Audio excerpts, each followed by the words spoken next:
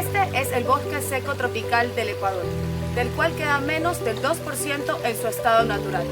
Inclusive hay un exhorto del Parlamento andino para que se logre la conservación de este ecosistema que es el último pulmón que le queda a la región costa.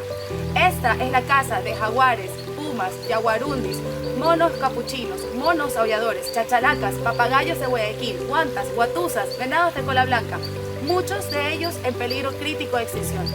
Es momento que como sociedad tengamos a políticos que representen los intereses de la salud y el bienestar de nuestra población y no los de unos pocos. Salvemos nuestro bosque seco tropical. Fernando Villavicencio, presidente. Es tiempo de valientes. Vota todo 25.